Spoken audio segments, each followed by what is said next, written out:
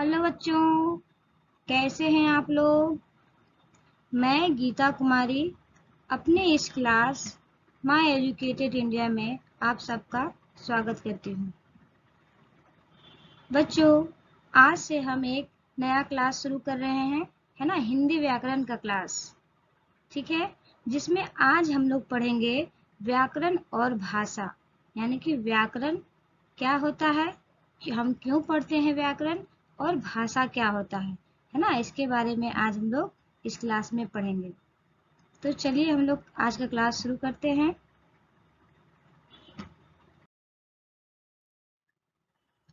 देखिए बच्चों कि व्याकरण क्या होता है ना। तो आज अभी हम लोग समझेंगे कि व्याकरण क्या होता है।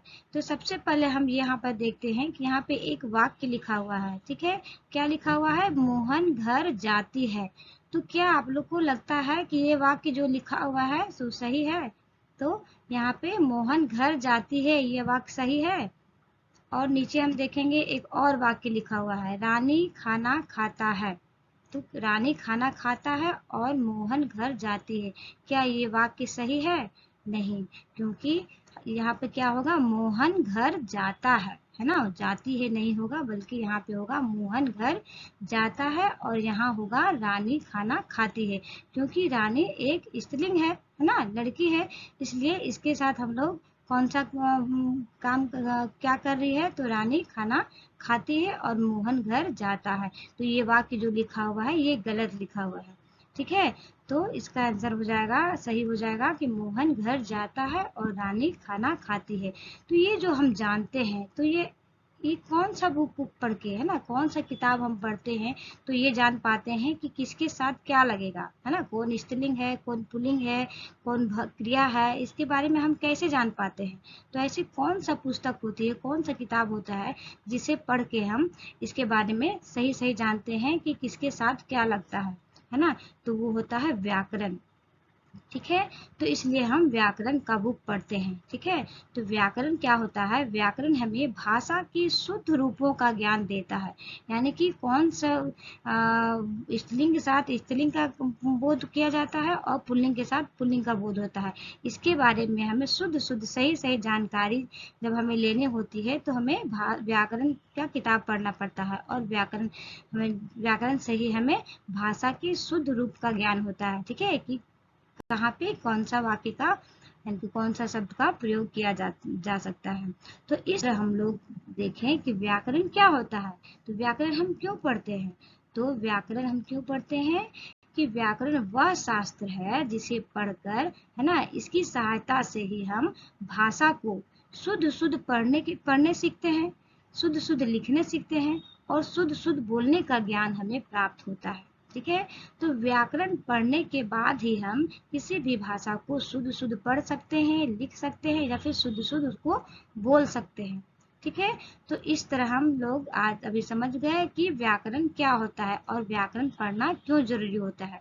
ठीक है, क्योंकि किसी भी भाषा को हमें शुद्ध बोलना होता है, और सही इसकी जानकारी के लिए, सही ज्ञान के लिए हमें व्याकरण पढ़ने की आवश्यकता होती है। ठीक है, तो व्याकरण क्या होता है, क्यों पढ़ते हैं, तो व्याकरण वह शास्त्र है जिसकी सहायता से हम भाषा को शुद्ध शुद्ध पढ़ने, लिखने तथा बोलने के लिए हमें ज्ञान प्राप्त होती है। इसलिए हमें किसी भी भाषा हो, है ना, जितने भी भाषा होते हैं सारे भाषाओं के अपने अपने व्याकरण होते हैं, और जब हम उस भाषा के व्याकरण को पढ़ते हैं, समझते हैं, जानते हैं, तभी हम उस भाषा को शुद्ध शुद्ध बोल सकते हैं, पढ़ सकते हैं, लिख सकते हैं। ठीक है, तो आगे अब हम देखते हैं कि भाषा, ठीक है, भाषा क्या होता है। तो अब हम पढ़ेंगे कि भाषा क्या होता है।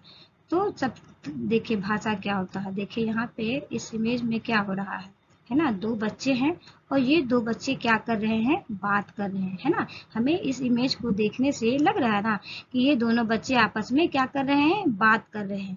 तो ये बात के द्वारा क्या कर रहे हैं, ये अपने मन के बात भाव को, है ना, ये जो सोचते हैं, वे जो समझते हैं, वे इसको बोल रही है ना, ये बोल रही है, और ये क्या कर रही है, इसके बात को सुन रही है और समझ रही है इसके बारे में, है ना। और ये जो बोल रही है उसको ये सुन रही है। ठीक है, तो ये दोनों आपस में एक दूसरे को अपने मन के बात को बोलकर बता रही है और ये एक दूसरे के बात को समझ रही है, तो इसे ही हम भाषा कहते हैं। ठीक है, क्या कहते हैं? भाषा कहते हैं।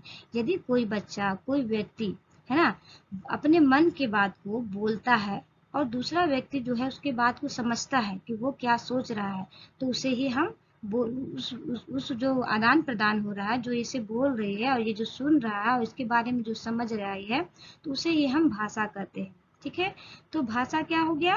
भाषा वह साधन है, यानी कि वह माध्यम है जिसके द्वारा हम, यानी मनुष्य, अपने मन के विचारों को, यानी कि वो मनुष्य जो सोच रहा है, अपने मन के भाव को, अपने मन की बात को दूसरों के सामने प्रकट करता है, दूसरों के सामने कहता है ना, या फिर दूसरे के भाव को समझता है, उसे ही हम क्या कहते हैं? भाषा कहते हैं।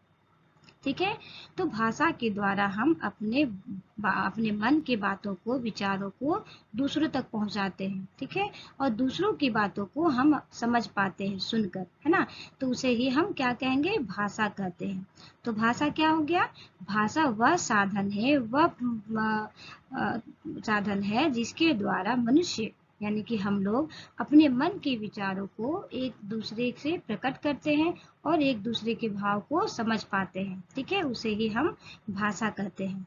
ठीक है, अब हम देखेंगे कि जो भाषा है उसकी विशेषता क्या होती है। देखिए, विशेषता, भाषा की क्या विशेषता होती है? भाषा जो है विचार विनिमय का साधन है। विचार यानी कि हम जो सोचते हैं, समझते हैं, उसे विचार कहते हैं, और विनिमय यानी कि लेना और देना, है ना। यदि हम किसी को कुछ कहते हैं तो वो सुनता है, यानी कि हमारी बात को वो ग्रहण करता है, लेता है, और वो कुछ कहता है तो हम उसकी बात को सुनते हैं और ग्रहण करते हैं। तो इस तरह भाषा का आदान प्रदान हो गया, लेन देन हो गया। इसे ही हम विचारों का विनिमय कहेंगे, है ना, यानी कि भाषा का जो विचार होता है उसका विनिमय होता है ना, एक दूसरे को हम आदान प्रदान करते हैं। तो यह जो भाषा विचार विनिमय का साधन है, भाषा के माध्यम से हम अपने विचारों को दूसरों तक पहुंचाते हैं और दूसरों के विचारों को समझ पाते हैं। ठीक है, दूसरा पॉइंट है कि भाषा परिवर्तनशील है, यानी कि सभी जगह एक ही तरह की भाषा नहीं बोली जाती है ना। कुछ दूरी पे यदि हम जाएंगे तो अलग भाषा लोग बोलते हैं, फिर कहीं दूसरे राज्य में यदि हम जाते हैं तो वहाँ पे लोग अलग भाषा बोलते हैं। तो इस तरह भाषा जो है परिवर्तनशील होता है ना, और समय के साथ बदलते भी जाता है। और तीसरा पॉइंट है कि भाषा अर्जित संपत्ति होता है, यानी कि भाषा को हम अर्जित करते हैं, ग्रहण करते हैं, किसी का बात को सुन के हम सीखते हैं, उस बात को हम ग्रहण करते हैं, जो एक संपत्ति के समान होता है। यदि हमें अपनी बात किसी को कहना होता है तो हम भाषा के माध्यम से अपने विचार को उसके सामने रखते हैं और उसके विचार को सुनते हैं, है ना। तो इस प्रकार भाषा एक संपत्ति की तरह भी होता है। ठीक है, तो ये जो भाषा होता है वह, देखिए, भाषा क्या है? संस्कृत की भाष धातु से लिया गया है। संस्कृत है ना, संस्कृत विषय होता है, संस्कृत भी एक भाषा है, तो संस्कृत भाषा की जो होता है भाष धातु से लिया गया है भाषा को, है ना। और भाषा का अर्थ होता है बोलना, यानी कि भाषा का क्या अर्थ हो गया? बोलना। ठीक है, तो इस तरह हम लोग समझ गए की भाषा क्या होता है। तो भाषा के द्वारा हम अपने भाव को, अपनी बात को दूसरों तक पहुंचाते हैं। ठीक है, तो इस तरह हम इसको मिलाकर कह सकते हैं कि भाषा क्या होता है, किसे कहते हैं। तो भाषा जब हम अपने विचारों को बोलकर या लिखकर प्रकट करते हैं, या दूसरों के विचारों को सुनकर या पढ़कर ग्रहण करते हैं, तो उसे हम भाषा कहते हैं। देखिए, जब हम अपने मन की बात को बोलते हैं, कोई सुनता है और उसे ग्रहण करता है और हमारी भावनाओं को समझ पाता है। ठीक है, और जब यदि हम लिखते हैं तो लिखे हुए बात को दूसरे लोग पढ़ते हैं और पढ़ के हमारी बात को समझ पाते हैं। इसलिए कहा जा रहा है कि जब हम अपने विचारों को बोलकर या लिखकर, है ना, प्रकट करते हैं, या दूसरों के विचारों को सुनकर या पढ़कर ग्रहण करते हैं, उसे ही भाषा कहते हैं। तो ये भाषा का परिभाषा हो गया। ठीक है, तो आप लोगों को समझ में आ रहा होगा कि भाषा क्या है ना, और व्याकरण क्या है। अब हम देखेंगे कि जो भाषा होता है वो कितने प्रकार के होते हैं ना, भाषा के रूप कितने प्रकार के होते हैं, किस किस प्रकार से हम अपनी बात को किसी के सामने प्रकट कर सकते हैं। तो हम देखते हैं कि भाषा के कितने रूप होते हैं, है ना। तो भाषा के रूप देखिए, भाषा के 3 रूप होते हैं, है ना। पहला हो गया मौखिक भाषा, दूसरा हो गया लिखित भाषा, और तीसरा हो गया सांकेतिक भाषा। तो ये सांकेतिक भाषा क्या होता है, लिखित भाषा क्या होता है और मौखिक भाषा क्या होता है, हम एक एक करके तीनों भाषा के रूप के बारे में, है ना, चर्चा करेंगे और समझने का कोशिश करेंगे कि भाषा के कितने रूप होते हैं। तो 3 रूप होते हैं, मौखिक भाषा, लिखित भाषा और सांकेतिक भाषा। तो सबसे पहले हम देखेंगे मौखिक भाषा, है ना। तो मौखिक भाषा, देखिए मौखिक भाषा क्या होता है। यहाँ पे देखिए 2 बच्चे फिर से बातें कर रहे हैं, है ना, एक दूसरे से बातें कर रहे हैं और ये बात जो हो रहा है इनके बीच में, यानी कि भाषा का, यानी कि अपने इनके मन के विचारों का आदान प्रदान हो रहा है। तो जो ये अपने विचारों को जो आदान प्रदान कर रहे हैं, विचार विनिमय कर रहे हैं, तो इसका माध्यम क्या हो गया, इसका माध्यम हो गया मुंह।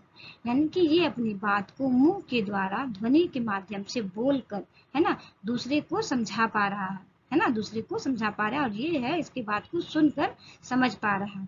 तो इसे, जिस भाषा को हम बोलते हैं, जब हम कुछ अपने मन के भाव को, बात को बोलकर किसी को समझाते हैं, तो उस भाषा को हम कहेंगे मौखिक भाषा। क्या कहेंगे, मौखिक भाषा, ठीक है। तो इस तरह हम कह सकते हैं कि मौखिक भाषा किसे कहते हैं, तो जब हम अपने विचारों को बोलकर व्यक्त करते हैं, किसी से बोलते हैं, कहते हैं, तो उसे ही मौखिक भाषा कहा जाता है, ठीक है। तो मौखिक भाषा के लिए यह आवश्यक होता है कि जब उसके सामने कोई सुनने वाला हो, है ना, जब श्रोता सामने हो, यानी कि सुनने वाला, उसकी भाषा को समझने वाला कोई सामने हो, तभी तो हम कुछ कहेंगे, तब वो सुन पाएगा और हमारे मन की बात को समझ पाएगा, ठीक है।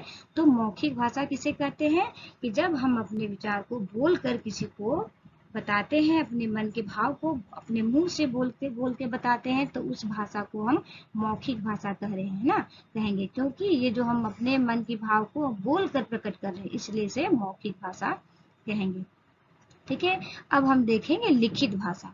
तो लिखित का मतलब क्या होता है, लिखना होता है ना, लिखना। तो देखिए लिखित का मतलब होता है लिखना। जब हम लिखते हैं, है ना, अपने कॉपी पे पेन से लिखते हैं, पेंसिल से लिखते हैं, है ना, तो किसी भी अपने मन के भाव, बात को यदि हम किसी पेपर में, किसी कॉपी में, है, लिखते हैं, तो उसे हम लिखित भाषा कहते हैं। तो हमारे मन की बात को हम कॉपी पे लिखते हैं और उस बात को कोई दूसरा व्यक्ति जब पढ़ता है, तो वो हमारी बात को समझ पाता है कि हम क्या बोलना चाह रहे हैं, है ना। तो उसे हम लिखित भाषा कहते हैं। जब भाषा को, यानी कि अपने मन के भाव को, विचार को, है ना, जब हम लिखते हैं और लिख के किसी को बताते हैं, तो उसे हम लिखित भाषा कहते हैं, ठीक है। तो इस तरह हम कह सकते हैं कि लिखित भाषा क्या हो गया, कि जब व्यक्ति अपने विचारों को लिख कर व्यक्त करता है, किसी को बताता है, तो उसे हम लिखित भाषा कहते हैं, ठीक है। और यह जो होता है लिखित भाषा, यह भाषा का अस्थायी रूप होता है, यानी कि ये जल्दी खत्म, मिटता नहीं है ना, खत्म नहीं होता है। इसे एक व्यक्ति भी पढ़ सकता है, दूसरा व्यक्ति भी पढ़ सकता है, यानी कि बहुत सारे व्यक्ति, बहुत सारे लोग, है ना, लिखा हुआ को पढ़ सकते हैं और उस व्यक्ति के बारे में जो लिखे हैं उसके बारे में वो समझ सकता है। इसलिए कहा गया है कि भाषा जो है अस्थायी होता है ना। एक बार यदि हम कुछ लिख देते हैं, तो उसे बहुत सारे लोग पढ़ के वो हमारी भावनाओं को समझ पाते हैं। तो इस तरह हम कह सकते हैं कि लिखित भाषा क्या हो गया, जब हम अपने विचारों को लिख कर बताते हैं, किसी के सामने प्रकट करते हैं, व्यक्त करते हैं, तो उसे हम लिखित भाषा कहते हैं, ठीक है। जैसे कोई ग्रंथ हो गया, पुस्तकें, पत्रिकाएं या किताबें, है ना, तो ये सभी जो होता है, हम सभी बच्चे जहाँ पढ़ के, एक बच्चा नहीं बल्कि सभी कोई, है ना, बच्चा हो, बड़ा हो, टीचर हो, है ना, कोई भी हो, सभी कोई जो है लिखे हुए बुक को, किताब को पढ़ के और उसके बारे में समझ सकते हैं कि लेखक क्या कहना चाहता है, किस चीज के बारे में क्या बताना चाहता है, ठीक है। अब हमारा लास्ट बच रहा है कि भाषा का रूप सांकेतिक भाषा, ठीक है। तो ये सांकेतिक भाषा क्या होता है, यानी कि सांकेतिक का अर्थ होता है संकेत करना, ठीक है। यानी कि देखिए हम यहाँ पे देखते हैं कि संकेत करना यानी कि इशारा करना, ठीक है। तो इस इमेज को देख के हमें क्या लग रहा है कि ये बच्चा जो है किसी से नाराज हो गया है ना, किसी से नाराज है, यानी कि इसकी एक्टिविटी देख के हम कह सकते हैं कि ये बच्चा किसी से नाराज होकर रुष्ट हो गया है, ठीक है। और हम देखेंगे कि देखिए ये बच्चा है, ये क्या कर रहा है, ये इशारा करके बता रहा है ना, ये किसी की ओर इशारा करके बता रहा है कि वो, है ना, गलती मैं नहीं किया हूँ बल्कि गलती वो किया है। तो ये भी इशारा करके बता रहा है, क्योंकि ये बोल नहीं रहा है, मुख का प्रयोग नहीं कर रहा है और ना ही लिख रहा है, ये इशारा से बता रहा है कि मेरी गलती नहीं है बल्कि उसकी गलती है। तो इस तरह ये इशारों के माध्यम से हमें बताना चाह रहा है। तो ये भी हो गया संकेत करना, यानी कि इशारा करना। तो इसलिए हम इस भाषा को क्या कहेंगे, सांकेतिक भाषा, यानी कि इशारों से बात करना, है ना। कुछ बात होता है जिसे हम इशारा करते हैं, जैसे कोई बच्चा टाटा करता है, यानी कि जाइए, आप जाइए, तो जाने के संकेत देता है, तो उसके लिए वो टाटा करता है। किसी को बुलाता है तो हाथ से इशारा करके वो सामने बुलाता है कि आप आइए, है ना। तो इस तरह जब हम इशारों से बात करते हैं तो उसे हम सांकेतिक भाषा कहते हैं। ठीक है, तो इस प्रकार हम कह सकते हैं कि सांकेतिक भाषा क्या होता है, जब हम किसी संकेत के माध्यम से, यानी संकेतों के माध्यम से अपने विचार को प्रकट करते हैं, दूसरों को बताते हैं, तो वह सांकेतिक भाषा कहलाता है। ठीक है, जैसे गार्ड द्वारा हरी झंडी दिखाना, यानी कि गार्ड जब हरी झंडी दिखाता है तो गाड़ी चलना शुरू हो जाता है ना। तो यानी कि गार्ड इशारा करता है कि जाइए, गाड़ी को लेके आप जा सकते हैं, रास्ता साफ है ना। तो इस तरह गार्ड जब हरी झंडी दिखाता है तो गाड़ी चलने लगती है, तो वो इशारा करता है, इसलिए इसे सांकेतिक भाषा कहा गया। ठीक है, तो समझ में आ गया कि सांकेतिक भाषा क्या होता है। ठीक है, तो इस तरह हम लोग भाषा के तीनों रूप के बारे में समझ गए। अब हम जानेंगे कि जो भाषा होता है, क्या सभी जगह एक ही प्रकार की भाषा बोली जाती है, तो नहीं, है ना। सभी जगह अलग अलग स्थानों में अलग अलग प्रकार की भाषाएं बोली जाती है। ठीक है, सबसे पहले यहाँ देखिए ये किस चीज की आकृति है, तो ये है हमारा भारत देश। ठीक है, ये कौन सा देश है, हमारा भारत देश है, जिसमें हम लोग रहते हैं। ठीक है, तो ये भारत देश में देखिए बहुत सारे राज्य है ना, केंद्र प्रदेश है ना, केंद्र शासित प्रदेश है। तो हर जगह जो है क्या एक ही भाषा बोली जाती है, नहीं। हम लोग अभी जिस भाषा से बात कर रहे हैं, जिस भाषा से पढ़ रहे हैं, उसे हम हिंदी भाषा बोलते हैं, है ना। तो क्या हिंदी भाषा ही सभी राज्य में बोली जाती है, तो नहीं, अलग अलग राज्यों में अलग अलग भाषाएं बोली जाती है। तो हम लोग कुछ राज्य के बारे में देखेंगे कि कौन कौन से राज्य में कौन कौन से भाषाएं बोली जाती है। ठीक है, तो अलग अलग भाषा होती है। तो हम देखेंगे कि हमारे देश में विभिन्न राज्य, इनके अलग अलग राज्य हैं, बहुत सारे राज्य हैं, है ना, केंद्र प्रदेश भी है। तो सभी राज्यों में सभी क्या हम एक ही प्रकार की भाषा बोलते हैं, नहीं, अलग अलग भाषाएं बोली जाती है ना। अलग अलग राज्यों में अलग अलग भाषाएं बोली जाती है, और कुछ राज्यों में है कि हिंदी भी बोली जाती है, बहुत सारे राज्यों में। ठीक है, तो हम देखेंगे कि सबसे पहले आंध्र प्रदेश में कौन सी भाषा बोली जाती है, तो तेलुगु, है ना। अब हम यहाँ मैप में देखेंगे कि आंध्र प्रदेश कहाँ पर है, तो आंध्र प्रदेश देखिए यहाँ पे है आंध्र प्रदेश, और यहाँ पे यहाँ का कौन सा भाषा हो गया, तो यहाँ के लोग जो है तेलुगु भाषा बोलते हैं। ठीक है, और दूसरा नंबर पे है उड़ीसा। ठीक है, उड़ीसा भी बोलते हैं, उड़ीसा भी बोलते हैं। ठीक है, तो दूसरा नंबर पे उड़ीसा राज्य है, तो उड़ीसा राज्य के लोग कौन सा भाषा बोलते हैं, तो उड़िया, है ना। तो मैप में देखेंगे कि उड़ीसा कहाँ पे है, तो देखिए यहाँ पे उड़ीसा है, और यहाँ के लोग उड़िया भाषा बोलते हैं। अब तीसरा नंबर पे है महाराष्ट्र, यानी कि महाराष्ट्र के लोग कौन सा भाषा बोलते हैं, तो मराठी बोलते हैं। देखिए हम लोग यहाँ पे देखते हैं महाराष्ट्र यहाँ पे है ना, भारत के नक्शा में देखते हैं कि महाराष्ट्र यहाँ पे है, और यहाँ के लोग जो है मराठी बोलते हैं। ठीक है, अब चौथा राज्य हो गया गुजरात, और गुजरात के लोग कौन सा भाषा बोलते हैं, तो गुजराती, है ना। देखिए यहाँ पे गुजरात है। ठीक है, तो इस राज्य में गुजरात में गुजराती भाषा बोली जाती है। और पांचवा है पंजाब, तो पंजाब कहाँ पे है, यहाँ पे है ऊपर में। ठीक है, तो यहाँ पे पंजाब राज्य है, और पंजाब में पंजाबी भाषा बोली जाती है। ठीक है, तो इस तरह हम देखेंगे कि गोवा है, गोवा राज्य में कोंकणी भाषा बोली जाती है। कर्नाटक में कन्नड़, यानी कि अलग अलग राज्यों में अलग अलग भाषा बोली जाती है ना। असम में असमिया, देखिए कर्नाटक कहाँ पे है, तो यहाँ पे कर्नाटक है, यहाँ पे गोवा है। ठीक है, तो गोवा में कोंकणी बोली जाती है, और कर्नाटक में कन्नड़, असम में असमिया, यहाँ पे देखिए यहाँ पे असम राज्य है, असम में असमिया भाषा बोली जाती है। और बिहार, बिहार राज्य में मैथिली भाषा बोली जाती है ना। पश्चिम बंगाल में ऐसे तो बहुत सारे भाषाएं बोलते हैं हम लोग, है ना, लेकिन भी मुख्य भाषा है कि बिहार में मैथिली बोली जाती है। पश्चिम बंगाल में बंगला बोली जाती है ना। तमिलनाडु, तमिलनाडु कहाँ पे है, यहाँ पे देखिए तमिलनाडु है, राज्य है, तमिलनाडु में तमिल भाषा बोली जाती है। केरल में मलयालम भाषा बोली जाती है।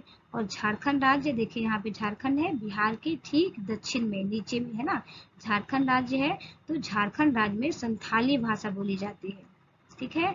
और उत्तर प्रदेश में ज्यादातर हिंदी बोली जाती है, ठीक है। उत्तर प्रदेश में हिंदी, हिंदी ऐसी भाषा है जो देखिए हर राज्य में थोड़ा मोड़ा सभी राज्य में जो होता है कि हिंदी लोग बोलते हैं, लेकिन अपना राज्य का एक अलग भाषा होता है, जहाँ के लोग वहाँ के जो मूल निवासी होते हैं वही भाषा बोलते हैं, ठीक है। तो इस प्रकार हम लोग देखें कि अलग अलग राज्य में अलग अलग प्रकार की भाषाएं बोली जाती है। और भाषा जो है समय के साथ बदलते रहता है। जैसे आज के समय में देखिए, आज जितने भी लोग पढ़े लिखे हैं ज्यादातर हिंदी के जगह पे इंग्लिश इंग्लिश शब्द का प्रयोग करते हैं। तो समय के साथ साथ भाषा भी बदलते रहती है, ठीक है। तो इस तरह आज हम लोग क्लास में व्याकरण के बारे में पढ़े कि व्याकरण क्या होता है और हम व्याकरण क्यों पढ़ते हैं, है ना। और भाषा किसे कहते हैं, भाषा के कितने रूप होते हैं। तो इस प्रकार आज हमारा पहला क्लास था, ठीक है। और मैं उम्मीद करती हूँ कि मेरी द्वारा जो बताई, मैं जो भी आप लोगों को बताई हूँ समझ में आई होगी आप लोगों को, ठीक है। तो आज के लिए बस इतना ही, ठीक है बच्चों। यदि आप लोगों को इस चैप्टर, इस क्लास से संबंधित कोई बात पूछनी है तो प्लीज कमेंट बॉक्स में आप कमेंट कर सकते हैं। मैं कोशिश करूंगी कि उसका आंसर जवाब मैं आपको दे सकूं, ठीक है। तो आज के लिए बस इतना ही। धन्यवाद बच्चों।